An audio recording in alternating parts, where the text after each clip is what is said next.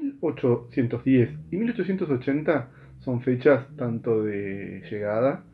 como de partida. ¿En qué sentido lo digo? Para 1810 vamos a ver la consolidación de la ruptura del orden monárquico, un proceso largo que había tenido, digamos, como distintas etapas,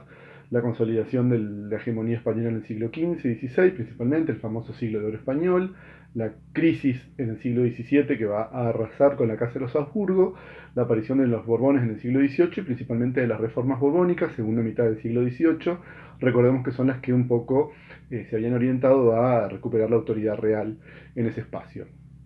Esto va a construir efectivamente una enajenación, pero también una cercanía para el Río de la Plata con el poder que antes no había tenido. La aparición del Virreinato del Río de la Plata y de Buenos Aires como el espacio por donde empieza a fluir la plata de Potosí. Esto consolida una élite muy fuerte, digamos, criolla en Buenos Aires, que una vez que se produzcan las invasiones inglesas,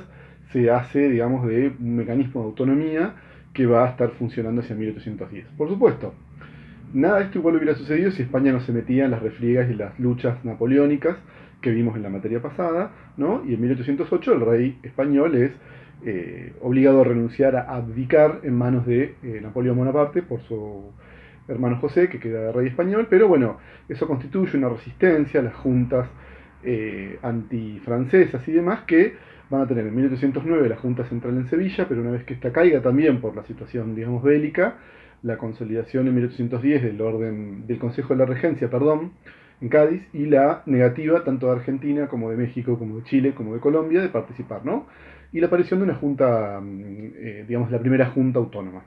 Leal a Fernando VII, pero mientras Fernando VII no estuviera, el gobierno era cosa propia.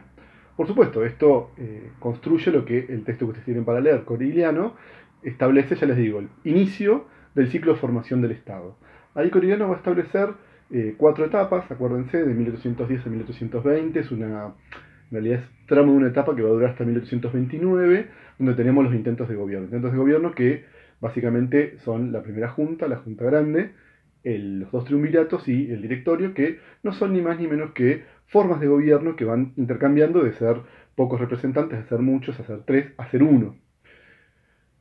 Eso se da en el marco de dos grandes tensiones, ¿se acuerdan? La de la disputa entre el interior y Buenos Aires, el interior y el litoral, que son como los dos espacios no porteños, ¿no? Y la situación de avanzar en un esquema más revolucionario, quedarse ahí medio en el molde. Esto va a generar, digamos, que incluso Argentina, o en este momento, en este caso las provincias, digamos, unidas que habían quedado del Río de la Plata, no vayan teniendo digamos, un gobierno propio y que vayan fracasando al punto que en 1820, después de la constitución del 19, que va a ser bastante centralista, y que venía del Congreso donde se había declarado la independencia en 1816, el fracaso de esa constitución y la caída en la batalla de Cepeda del directorio a manos de Santa Fe y Entre Ríos y sus caudillos, generan, digamos, ya les digo, la disolución de todos estos primeros intentos de gobierno y hasta el 29 la etapa de autonomías provinciales con pactos, ¿no? Eh, y, y, de hecho, digamos, lo que viene después, que es la segunda etapa de 1829 a 1852, que es la experiencia roquista, perdón, rosista, acuérdense que no tiene un presidente o un líder central, sino que Rosas, en todo caso, sostenido en los fierros, digamos, el beneficio económico que le daba el puerto de Buenos Aires, lo que logra es quedar como el gobernador más importante entre todos, como una especie de primos interpares, ¿no? Galvanizando la paz en su propia provincia, la Pax Rosista que decimos, ¿no? Esta idea del restaurador del orden, teniendo en su mano los tres poderes, judicial, ejecutivo y legislativo, y que de hecho justamente cuando lo pierden en la batalla de Caseros en 1852 es que pasamos a la tercera etapa y ahí sí, ¿no? Vemos un orden de provincias que se integran, la aparición de la constitución que va a funcionar como la que soy, la de 1853, pero Buenos Aires, que sigue con la potencia económica del puerto y de su ciudad principal, digamos, se queda fuera. Esto es hasta el 60,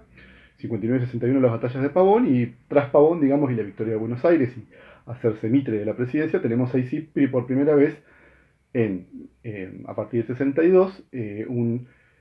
orden republicano y un país que ya está con todas las provincias más Buenos Aires. Y eso se acabó, listo, ya está, fue. ¿Se terminó las clasitas? No, vamos a ver que hay bastante más.